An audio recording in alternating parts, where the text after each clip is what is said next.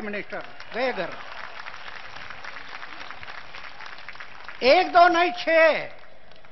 तो यहां बैठे हुए हम सब कार्यकर्ते एक एक ने एक एक विकेट लिया तो भी इस देश का चित्र बदल जाएगा। सिर्फ विकेट लेना है, बस। असंभव नहीं, संभव है। सिर्फ ये 4-5 बातें ध्यान रखना। शुद्ध आचार, शुद्ध विचार, निष्कलंक जीवन, त्याग। सामने वाला कुछ नहीं कर सकता, कुछ नहीं कर सकता। इन बातों को हम ध्यान देना है। अरे जीवन में आप लखपति बनो ना करोड़पति बनो, ऐसा कोई चित्र है? ऐसा कोई आपने सुना है कि हमारे देश में एक करोड़पति था, उसकी लोग जयंती मना रहे हैं? कभी सुना करोड़पति लखपति की जयंती? अरे लखपति और करोड़पति की जयंती किसी ने नहीं मनाई। झोपड़ी में रहने वाले की जयंती मनाते हैं लोग, पुण्यतिथि मनाते हैं। क्या कहता है इतिहास? अरे जीवन में आप लखपति बनो ना करोड़पति बनो, सिर्फ खुद के लिए जिंदे रहते हैं वो लोग हमेशा मरते हैं। सिर्फ खुद के लिए जिंदे हैं ना, हमेशा के लिए मरते हैं। जो औरों के लिए मरते हैं, देश के लिए मरते हैं, वो लोग जिंदे हैं। ये इतिहास है हमारा। तो ये हमें सोचना है, जिंदा रहना या मरना है।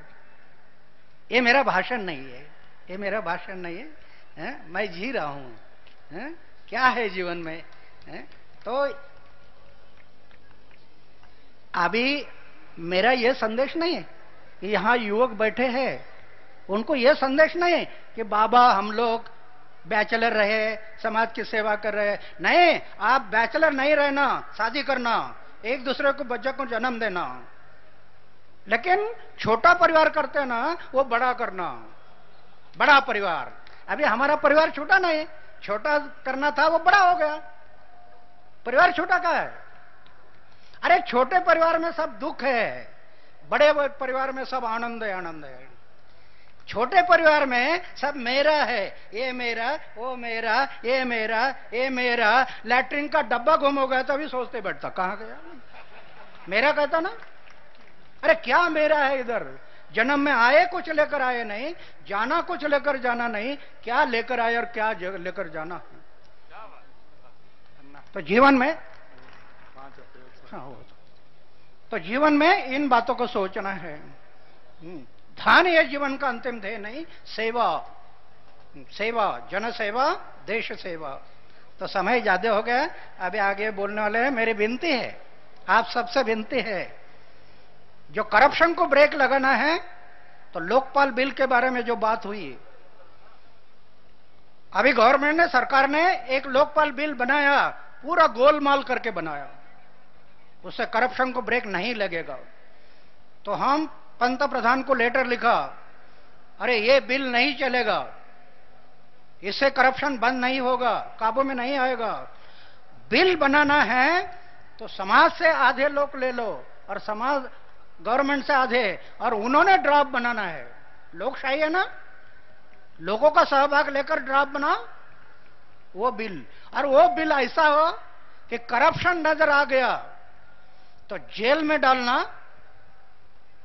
जन्म ठेप की सजा, फांसी की सजा देने की तरतूद हो उस कानून में। जिस दिन मंत्री, वरिष्ठ ऑफिसर जेल में जाना शुरू हो जाएगा, उस टाइम पर करप्शन को ब्रेक लगेगा। तो बाबा जो हमें कहते हैं ना फांसी, वो फांसी दिलाने की तरतूद ये वो लोकपाल बिल में लानी है, तब करप्शन को हम ब्रेक लगा सकेंगे। वो काम हमने ये करना है। तो मेरी विनती है सब, 5 तारीख को मैं यहां इसी विषय पर अनशन के लिए बैठ रहा हूं। 5 तारीख जंतर मंतर, 5 तारीख, 5 अप्रैल को। तो आप लोग अपने अपने जगह पर 1 दिन, 2 दिन, 3 दिन अनशन करना है। और दूसरे भी कितने लोग बैठने वाले हैं? धन्यवाद। और दूसरी एक बात करनी है, अभी जाने के बाद भगवान से प्रार्थना करना है, भगवान से प्रार्थना करना है कि इस सरकार को भ्रष्टाचार निपटने के लिए सद्बुद्धि दे इस सरकार को। ये भगवान के सामने हमें प्रार्थना करनी है, ये बातें हमें थोड़ा करना है। तो मेरी फिर से विनंती, अरे हार्ट अटैक आकर लोग मरते, हार्ट अटैक। ऐसे हार्ट अटैक आकर मरने से अच्छा है देश सेवा में मृत्यु आ गया तो हमारा सौभाग्य है। देश सेवा के लिए मृत्यु आ गया, वो हमें दिल में सोचना है। मैं सोचा है, इतने गुंडों से मैं लड़ता हूं, इतने गुंडों से लड़ाई होती है, तो मैं सोचा है जब तक जीना है जनहित के लिए जीना है, देश हित के लिए जीना है, और जिस दिन मरना है वो देश हित के लिए मरना है, समाज हित के लिए मरना है। मैं जीवन में सोचा है, दिल दिया है, जान भी देंगे, ये वतन तेरे लिए। बस भारत माता की।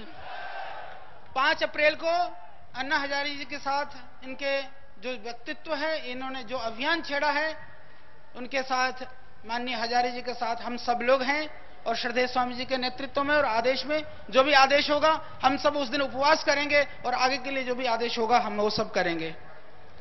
और क्योंकि समय बहुत हो चुका है, अभी श्रद्धेय स्वामी जी को भी हमने सुनना है। यहाँ पर हिमालय से भी हमारी माता सुभद्रा जी पहुंची हैं, माननीय ओपी श्रीवास्तव जी हैं, बाकी लोग बहुत पहुंचे हैं, सबकी शुभकामनाएं और उपस्थिति यहाँ पर है। तो मैं सिर्फ 2 मिनट के लिए मौलाना निसार अहमद हुसैनी जी, क्योंकि हृदय में इतनी जज्बा है, इतनी ज्वाला है, रुकने से नहीं रुक रही है, इसलिए रुका नहीं जाता, तो 2 मिनट के लिए आमंत्रित करता हूं। ये प्रेसिडेंट हैं इत्तिलाह मिल्लाह फ्रंट के, तो 2 मिनट के लिए आ जाए मौलाना साहब।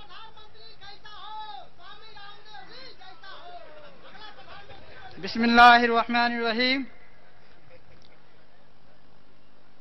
मंच पर बैठे हुए बाबा रामदेव जी और शहर काजी गाजियाबाद बुखारी साहब और मुफ्ती शमून कासमी साहब और बहुत सी महान हस्तियां, देखिए वही बातें जो हम लोग सुबह से सुनते आ रहे हैं। मैं यही बताना चाहता हूं कि हम लोग जो बाबा जी के साथ लगे हैं, बहुत सी बातें उनकी हमें बहुत अच्छी लगी हैं। उसकी वजह से हम बाबा रामदेव जी के साथ तन मन धन से हर वक्त जहां वो बुलाएंगे हर वक्त उनके साथ हैं। और इसी के साथ साथ मैं बता देना चाहता हूं कि आज हमारे मुल्क को बाबा रामदेव जैसे महान आदमी की जरूरत है। आपको मालूम होगा जब लोगों ने कहा कि प्रधानमंत्री जी क्यों कदम नहीं उठा रहे हैं, क्यों जो है इन लोगों भ्रष्टाचार के खिलाफ क्यों कोई कार्रवाई नहीं कर रहे हैं, तो उन्होंने क्या जवाब दिया था आपको मालूम होगा कि मैं चाहता हूं कि इलेक्शन की नौबत ना आए। आपको मालूम होगा 1,76,000 करोड़ रुपए जो एक मिनिस्टर ने घपला किया है, इन रुपए के अंदर कितने इलेक्शन हो सकते थे। हम 85 साल तक इलेक्शन लड़ते हैं। आपको मालूम है एक इलेक्शन में कितना पैसा खर्च होता है, 10 लाख करोड़ रुपए खर्च होता है एक इलेक्शन के अंदर। मोहतरम बुजुर्ग वो दोस्तों, मैं इसी के साथ अपनी बात खत्म करता हूं और ये बता देना चाहता हूं कि बाबा रामदेव जी ने जो बहुत से अच्छे कदम उठाए हैं, जैसे अभी मेरे से पहले मौलाना मकसूद साहब ने बताया, हम उनकी इन्हीं अच्छाइयों की वजह से उनके साथ लगे हैं और हम तन मन धन से उनके साथ हैं। जब वो जहां बुलाएंगे हम उनके साथ हैं। इसी के साथ साथ मैं उनको मुबारकबाद भी देता हूं और इसी के साथ अपनी बात को खत्म करता हूं। आखिर दावा अल्हम्दुलिल्लाह।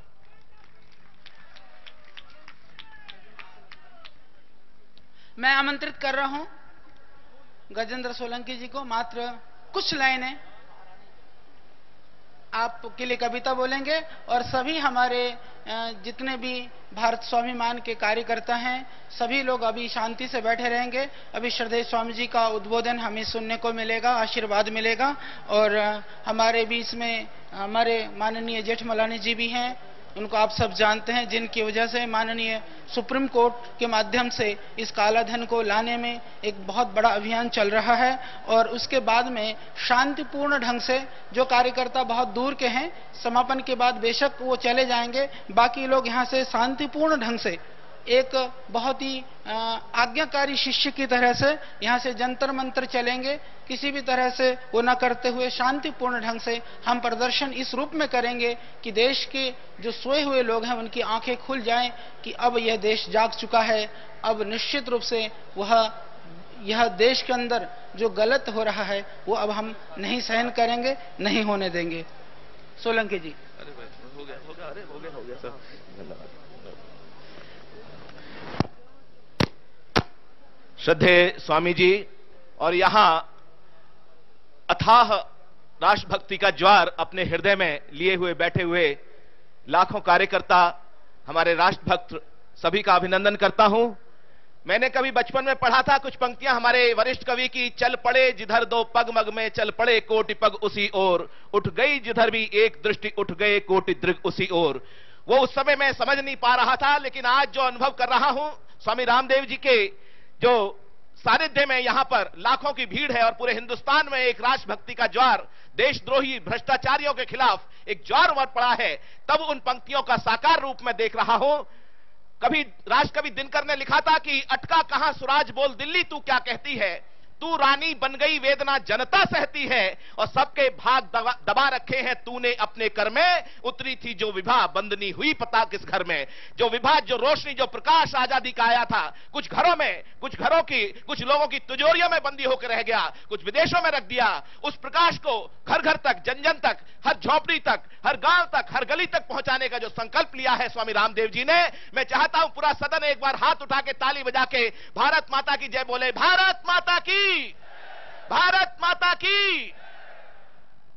यहां धर्म, अध्यात्म, समाज, हर वर्ग के एक मंदाकिनी जैसे आकाश गंगा होती है, जाजल्यमान नक्षत्र यहां पर विराजमान है और वहां पर सूर्य की तरह चमक रहे हैं स्वामी रामदेव जी। उनके अभिनंदन में मैं हृदय से आभार व्यक्त करता हूं, मुझे यहां पर अवसर दिया।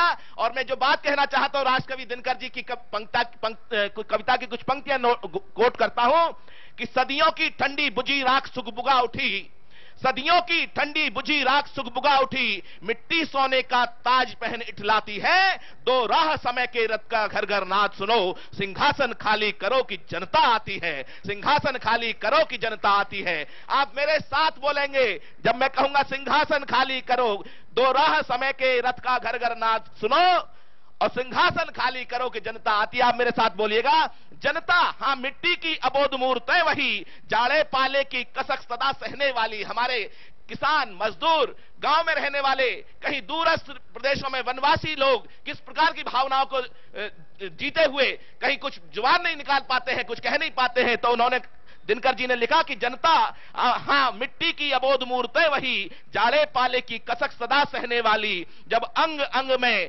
लगे सांप हो चूस रहे, तब भी न कभी मुंह खोल दर्द कहने वाली। लेकिन होता भूडोल बवंडर उठते हैं, ये जो बवंडर उठ रहा है, लेकिन होता भूडोल बवंडर उठते हैं। जनता जब कोपाकुल हो ब्रुकुटी चढ़ाती है, दो राह समय के रथ का घर घर नाद सुनो, सिंहासन खाली करो कि जनता आती है, सिंहासन खाली करो कि जनता आती है।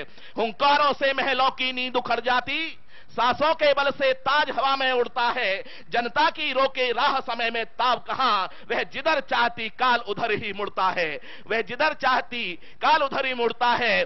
सबसे विराट जनतंत्र जगत का आ पहुंचा, अब जनता के हित सिंहासन तैयार करो। अभिषेक आज राजा का नहीं प्रजा का है, अभिषेक आज राजा का नहीं प्रजा का है। अब 100 करोड़ जनता के सिर पर मुकुट धरो, आरती लिए तू किसे ढूंढता है मूर्ख। मंदिरों राज प्रसादों में तहखानों में, देवता कहीं सड़कों पर मिट्टी तोड़ रहे, देवता मिलेंगे खेतों में खलिहानों में, देवता मिलेंगे खेतों में खलिहानों में। फावड़े और हल राज दंड बनने को हैं, तू सरता सोने से श्रृंगार सजाती है। दो राह समय के रथ का घर घर नाद सुनो, सिंहासन खाली करो कि जनता आती है, सिंहासन खाली करो। समय की सीमाओं को ध्यान रखते हुए दो पंक्तियां कह के अपना स्थान लूंगा मैं कि जगह नहीं तो खो जाएगी, जगे नहीं तो खो जाएगी भारत की पहचान।